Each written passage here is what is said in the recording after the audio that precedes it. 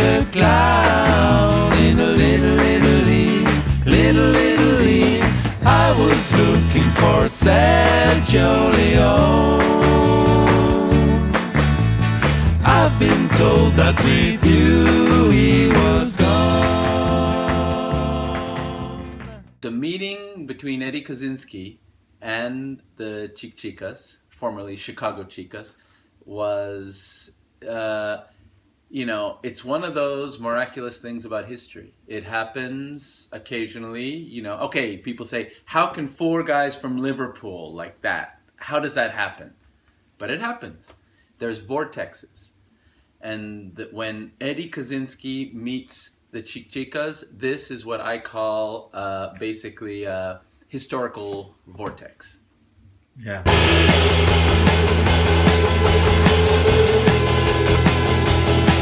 Chicago Chicas. They were originally the Chicago Chicas, and shortened to Chic Chicas on the advice of Eddy Kozinsky. Yeah, during the Beat Generation, I mean, in 1959, in San Francisco, where the Chic Chicas were, there were many psychedelic parties. These parties, it may be hard to imagine, but I mean, the LSD was given out, asking, someone if they want a hit of LSD was like us asking now, would you like a beer? This is where their music is conceived. This is where they talk and work out exactly what they want to do together. I'm working on it, girl. I'm working on you. I'm working on it, girl. Chic Chicas is undoubtedly the first pop music group when you consider what is pop music. Pop music is essentially what are the Beatles credited with doing? They use the studio. The studio itself becomes an instrument. The Chic Chicas did in 1959. They went into the studio and they said, we are going to create a concept album. We are going to include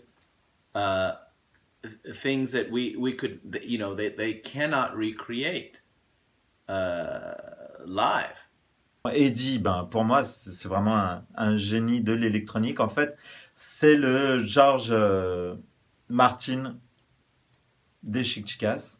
And the sound engineer who worked on this album was, doing things that were impossible in 1959 as far as everybody knows, like I think, all those other famous engineers after them must have listened to this. They must have all had this album in their place, because I don't know how else they found the sounds that they, it wasn't from nowhere, nothing is from nowhere in art. Yeah. So, but these guys were so avant-garde, and you think 1959, I mean, look how young they are. They were in their 20s, late teens, early 20s when they did this. This idea of using the studio in that way had never been done and wouldn't be done again for, another half decade. Toutes les inventions, avoir mis le tape à l'envers, en fait, le génie aussi là-dedans, c'est peut-être, pas Eugene, Eddy. Parce qu'il y a beaucoup de choses innovantes qui sont des choses technologiques. S'être servi de la technologie de pointe à l'époque pour en faire de l'art, pour faire c'est de la technologie mais rendue artistique. C'est une des preuves qui nous prouve, une preuve qui prouve évidemment, mais c'est une des preuves qu'Eddy Kozinsky était en rapport très étroit avec tout ce qui se faisait en musique concrète de l'époque, les Pierre Schaeffer, toute cette nouvelle manière finalement d'agencer le son, comme disait John Cage. Le problème avec les sons, c'est la musique. On est en plein là-dedans, c'est-à-dire que ces gens-là, donc les Chic Chicas, qui laissent finalement une carte blanche sur un album de musique qui se veut populaire, avec de la musique concrète et électroacoustique. Ça, pour moi, ça fait partie justement aussi du génie des Chic Chicas, c'est de mélanger des choses. Ils étaient persuadés que cette pop électronique, finalement, serait l'avenir. Et 60 ans plus tard, 70 ans plus tard, on ne peut que leur donner raison.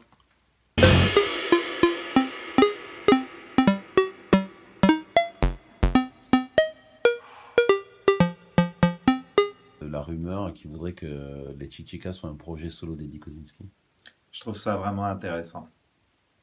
Si ça se trouve, c'est effectivement un seul homme qui est derrière ça, Eddy Kozinsky, ou une femme,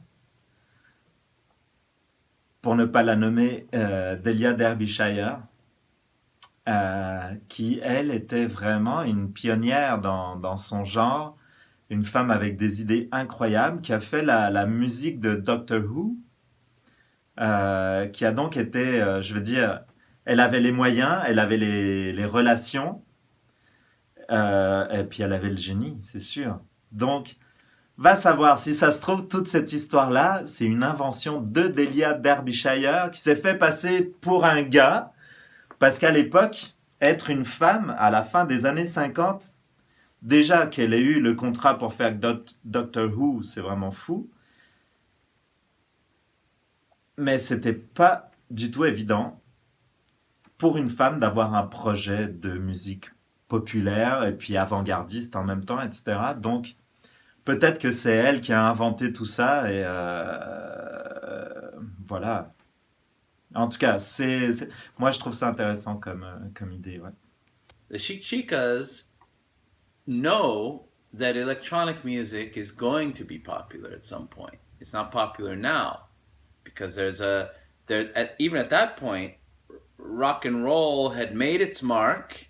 You know, it wasn't just a 2-month thing. It wasn't a 5-month thing. It wasn't a 1-year thing. It was a thing, and it wasn't going anywhere.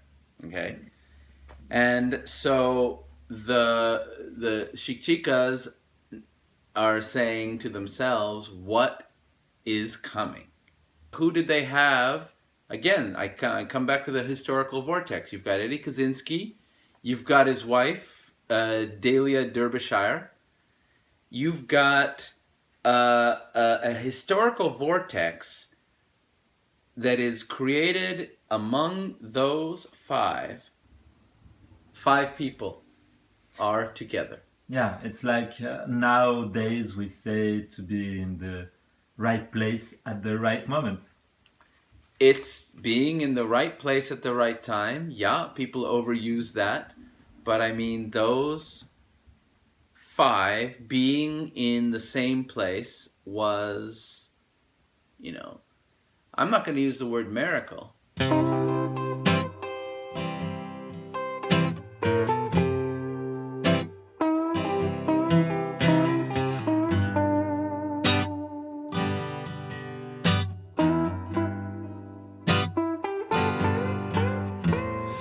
You was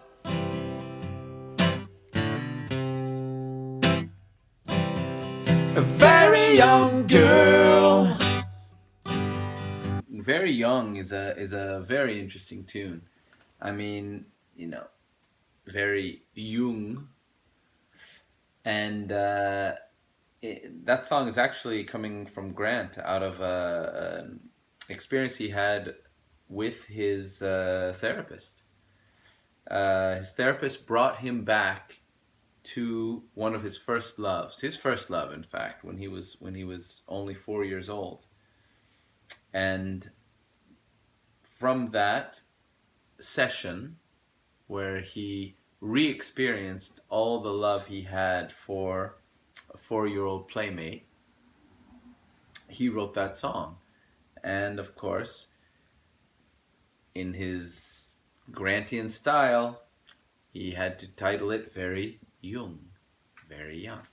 Very Young, alors il y a évidemment le jeu de mots, donc, qui a une fois de plus emmène aussi à penser que les Chic Chicas se prenaient pas au sérieux dans le bon sens du terme, c'est-à-dire que Very Young, le jeu de mots entre Very Young, Y-O-U-N-G, puis Young, le fameux psychologue.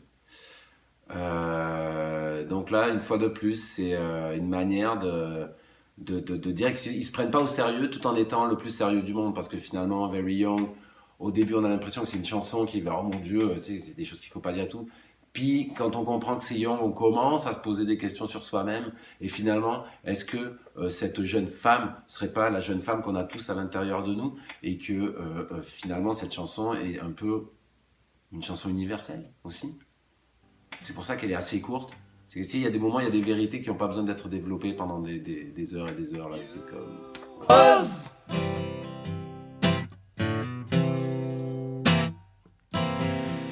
Very young girl, a very young girl. You was